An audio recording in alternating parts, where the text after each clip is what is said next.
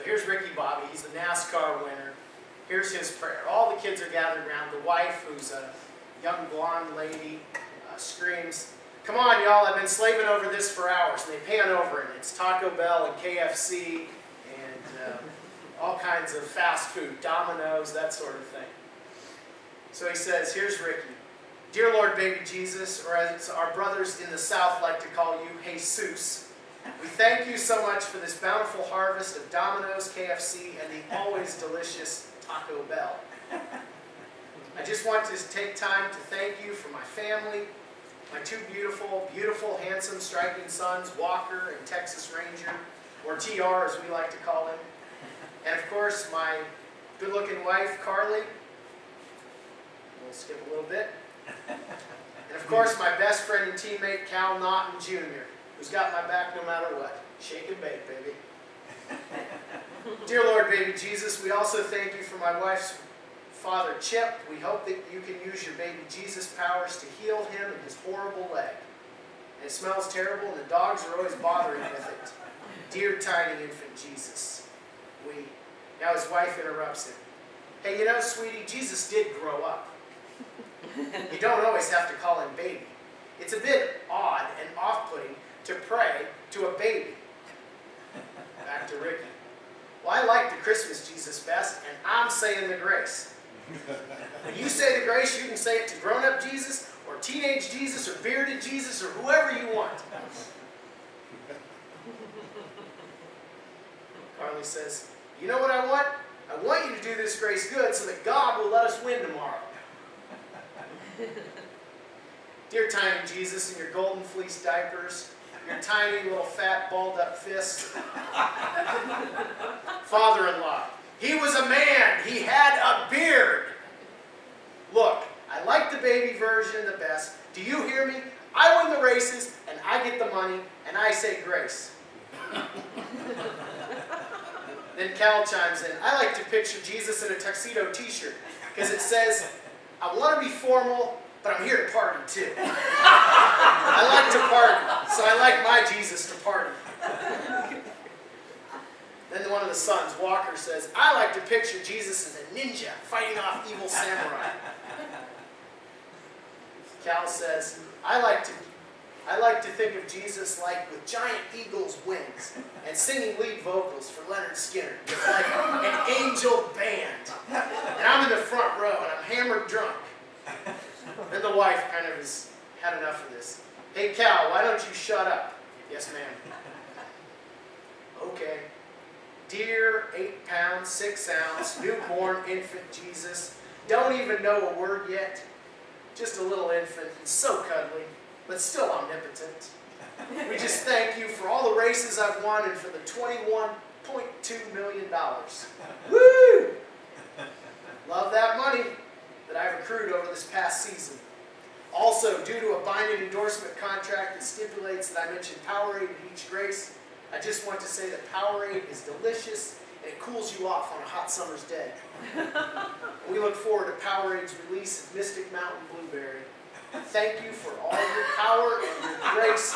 Dear baby God, amen."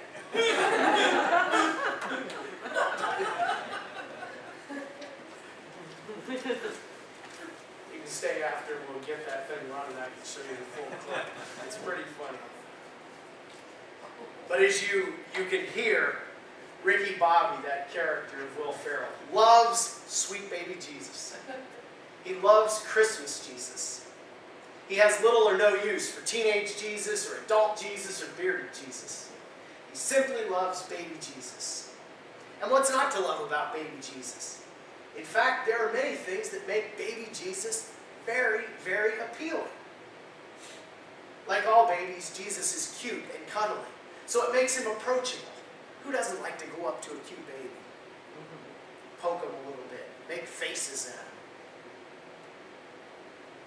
Baby Jesus is available to visit and to have a moment with. Like the wise men or the shepherds who went to see him, you can go to the baby Jesus through the scriptures and have that moment. For many, it's that Christmas moment with baby Jesus. Baby Jesus also lacks a bit of mobility. So you can kind of see him at your leisure, at your convenience, but then you can leave the baby Jesus and go back to what you want to do. He can't come after you. He doesn't have any walking ability. He can't infringe on your time because he's laying there. Sweet baby Jesus. We know where he is when we need to find him, but then we can get back about our business.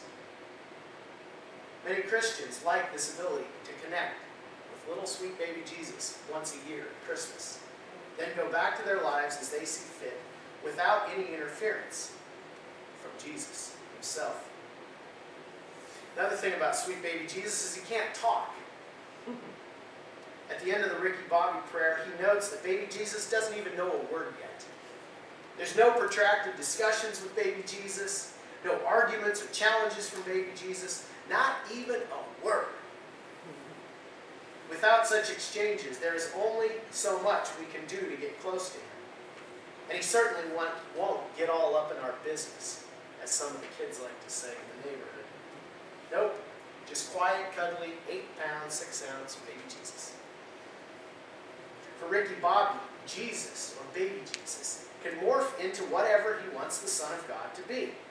In his case, in his wife's case, they believe sweet baby Jesus wants them to win lots of races and make lots of money. $21.2 million to be exact. Sweet baby Jesus wants them to have the huge home, lots of cars, attractive endorsement deals, and beautiful children. And even if sweet baby Jesus doesn't want that, you don't hear sweet baby Jesus saying anything to the contrary, because he can't talk. That's the beauty of sweet baby Jesus. There's something to be said about worshiping sweet baby Jesus. The fact is, the story doesn't end there. The Bible doesn't end after the birth story and we say, the end, world without end, amen, amen. It continues on. Sweet baby Jesus does become teenage Jesus, and bearded Jesus, and adult Jesus. In fact, the amount of time in the manger scene is pretty short, because Herod wants to kill sweet baby Jesus, and so they better get it out of there pretty quickly.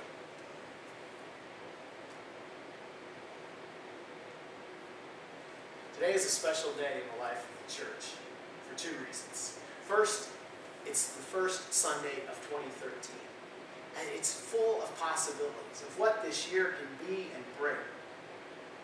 In the midst of all sorts of other New Year's resolutions, today we have the opportunity to consider where we want to go and who we want to be spiritually and with our faith. God continues to give us life and breath, the gift of a new day, a new month, and a new year. So we need to take that seriously and to think about and to act upon what we intend to do with this gift of time we have been given. The second reason today is exciting is that Susan and Mark have decided to join this congregation. Today, even though they were a part of us, they wanted to formally profess that they are a part of this community. Here in this place, they will find support, they will find love, they will be challenged, and they will hopefully find a deepening of their faith. And as we welcome them to our community, it gives us the opportunity to renew our commitment to one another and to the fellowship of Christ's followers.